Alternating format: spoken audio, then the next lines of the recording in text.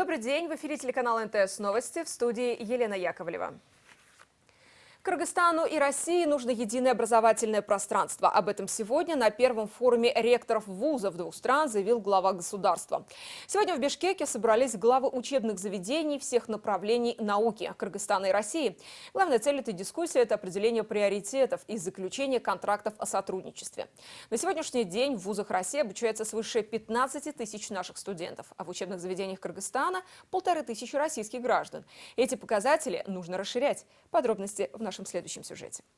Это первая встреча кыргызско-российской интеллигенции в таком формате. Форум ректоров вузов двух стран собрал более сотни академиков и профессоров. Только руководителей российских высших учебных заведений приехало более 40 человек. Ректоры и их заместители говорят, что в первую очередь надеются наладить партнерские отношения с коллегами из Кыргызстана. Мы сейчас реализуем достаточно большое количество совместных образовательных программ, на которых ребята обучаются первые 2 года в вузах непосредственно в республиках и, так сказать, странах, а вторые 2 года у нас по программам бакалавриата и последний год программы магистратуры. У нас реализуются совместные образовательные программы. Программы интересны, я считаю, как Киргизии, так и России. Это все, что связано с энергетикой, строительством, биотехнологией, ну, конечно же, IT, цифровая экономика. Сейчас это актуально. На взаимовыгодное сотрудничество надеются и наши ректоры. Сегодня вузы Кыргызстана и России имеют многочисленные совместные программы, которые позволяют не просто обмениваться опытом, но и обеспечивать студентов двойными дипломами. В рамках переговоров подписаны более 70 соглашений между университетами, которые помогут улучшить качество образования как в Кыргызстане, так и в России. Для наших государств это особенно важно. Сегодня в вузах России обучаются 15 тысяч наших студентов, и 1500 россиян учатся в наших университетах. Вопросы качества, повышения качества образования, придания динамики, академической мобильности студентов и преподавателей. Есть такая модель двойных дипломов. Есть очень много форм взаимодействия между нашими странами в сфере образования. Главное – это восстановить то сотрудничество, которое было, и сделать шаг вперед уже на новом этапе.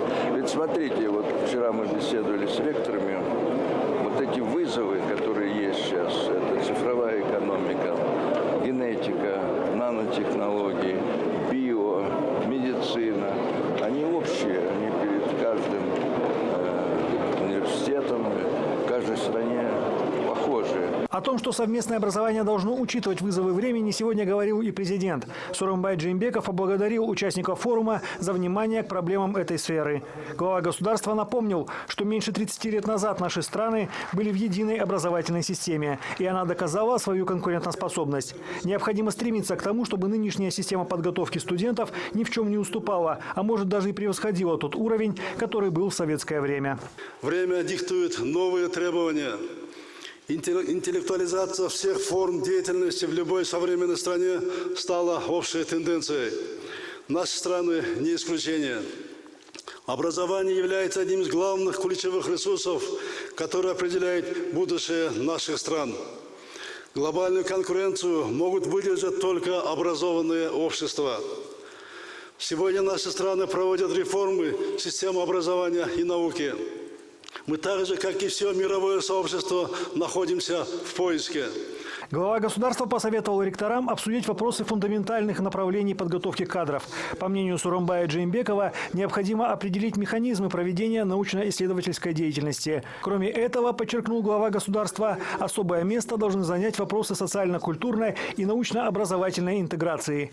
Изучение истории, культуры, традиций и языков имеют важное значение.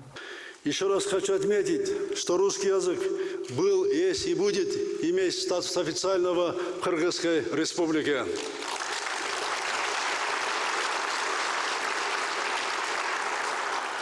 Кыргызстан является благоприятной площадкой для научно-образовательного сотрудничества по таким направлениям, как альтернативная энергетика и гидроэнергетика, по исследованиям по воде и горах, по высокогорной медицине, фитохимическим исследованиям, лекарственной флоры или производству экологически чистых семян и продуктов питания. Также потенциал Кыргызской республики следует учесть при развитии научно-исследовательской базы, оздоровительного и реабилитационного туризма. В рамках сегодняшнего форума профессора и академики обсудили также вопросы по 3 направлениям: интеграция евразийского экономического пространства, сотрудничество в сфере гуманитарных и естественных наук и подготовка кадров в условиях модернизации экономик. По итогам дискуссии договорились укреплять сотрудничество и продолжать научные контакты как в рамках заключенных соглашений, так и на межгосударственных площадках. Игорь Потанин, Алтынбек Каныбекулу, НТС. Большие планы у обеих стран в сфере торгово-экономической, но реализовать их получится только если будут устранены барьеры в рамках Евразийского экономического союза. Об этом сегодня говорили на 8-й кыргызско-российской конференции. По словам вице-премьера Замирбека Аскарова, товарооборот между нашими странами может и должен достигать 2 миллиардов долларов. На сегодня договорная база наших стран – это более 352 документов. При этом 80% кыргызских товаров, за исключением только лишь нескольких наименований, подлежащих ветеринарному контролю, свободно проходят на рынке ЕАЭС при наличии пакета сопроводительных документов, добавил Аскаров.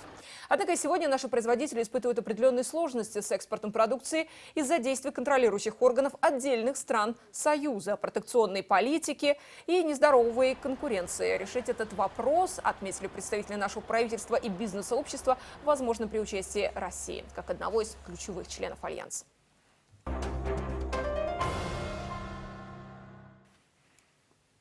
Проверять информацию и не ограничиваться лишь данными НПО. МИД выступил с критикой доклада Госдепартамента США по правам человека в части ситуации в Кыргызстане, о чем внешнеполитическое ведомство сообщило послу США Дональду Лу на специальной встрече. Напомним, в отчете по правам человека в главе «Политические узники» и задержанные были указаны конкретные имена политиков и экс-чиновников, которые или уже отбывают сроки, или в данное время в их отношении идет суд. Такие публикации, отметили в МИД, воспринимаются обществом как попытка влияния на судебный процесс и вмешательство во внутренние дела. По словам посла Дональда Лу, Госдеп США в том числе руководствуется в подготовке своих докладов сведениями различных НПО и общественных организаций, что не всегда отражает действительное положение дел в республике. В этой связи Министерство иностранных дел настоятельно попросило американскую сторону перепроверять публикуемую информацию. Особо была подчеркнута недопустимость определения задержания некоторых бывших высокопоставленных чиновников как политических, поскольку против них выдвинуты конкретные обвинения в коррупции и судебный процесс еще не завершен. Этот факт воспринят обществом как попытка влияния на судебный процесс, то есть вмешательство во внутренние дела.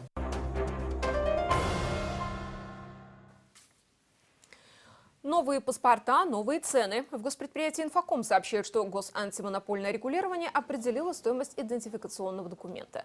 Ведомство уточняет, что, как и раньше, оно зависит от мотива документирования, срочности и размера комиссии банка при приеме оплаты. Ранее, отметим, обмен ID-карты стоил 290 сомов. Сейчас цена снизилась до 260. Подешевел и загранпаспорт с 590 сомов до 530 при стандартном сроке изготовления документа.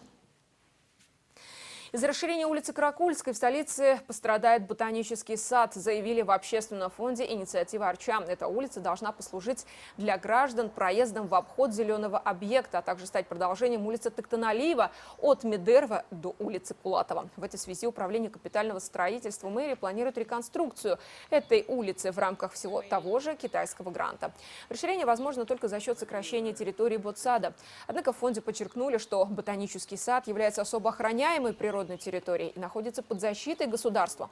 В мэрии же говорят, что постараются найти компромиссное решение. Однако выход один – только вырубка крупных деревьев, которые находятся за забором прямо вдоль этой узкой улицы. Сегодня на место выезжала комиссия из представителей муниципалитета в сопровождении журналистов. Там вице-мэр Бишкека Уланбек Азгалиев заявил, что если в течение полугода дорога по улице Карасульской не будет построена, то китайская сторона будет вынуждена забрать выделенный грант. Сбои по приему платежей за нарушение ПДД не лишат водителей возможности получить скидку. Ее автовладельцам скидку предоставят позже. С 26 по 28 марта временно приостановлена работа системы единого реестра нарушений и КП в связи с проведением мониторинга средств технологической среды по использованию ресурсов памяти для сохранения данных.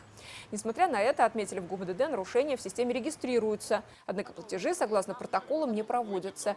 Штраф можно по-прежнему оплатить по почте или через банковские терминалы.